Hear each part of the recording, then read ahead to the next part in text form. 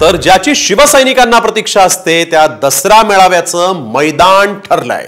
आता फक्त आवाज घुमणार आहे आणि उत्सुकता आहे टीकेच्या बाणाची। पाहुयात यावरचा हा एक स्पेशल रिपोर्ट। दसरा मेळाव्यात आवाज कोणाचा?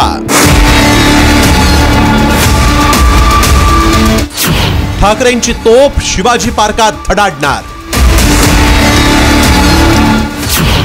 शिंदेंचा बाण आझाद मैदानातून सुटणार।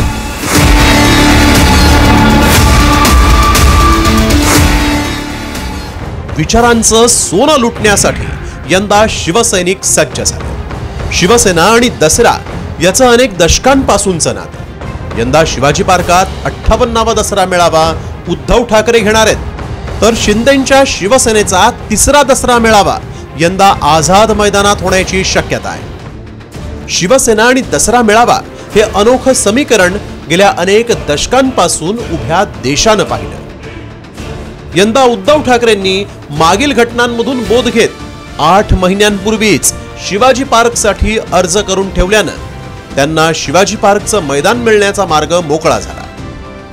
तर शिंदे गटानं शिवाजी पार्कसाठी अर्जच न केल्यामुळे त्यांनी तिसरा दसरा मेळावा घेण्यासाठी आझाद मैदान आणि बीकेसी बुक करून ठेवलं।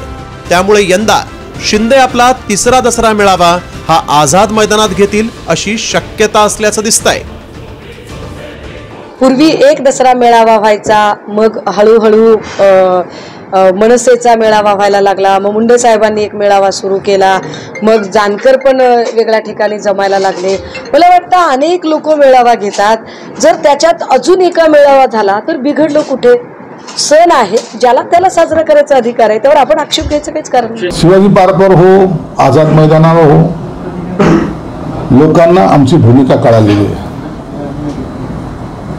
हे जे वारंवार निंदे खोके असे जे बोलत होते ना, त्यांना सुद्धा लोकांनी त्यांची जागा दाखवलेली आहे। म्हणून आता मेळावा कुठे घ्यायचा हे शिंदेसाहेब ठरवतील आणि त्या मेळाव्याला लाखो लोक येतील, आता माघार नाही। राज्यातील इतर दसरा मेळाव्यांपैकी शिवसेनेचा दसरा मेळावा कायम लक्षवेधी ठरायचा, कारण या मेळाव्यात शिवसेना प्रमुख बाळासाहेब ठाकरेंच्या विचाराचं सोनं लुटण्यासाठी राज्यभरातून शिवसैनिक यायचे।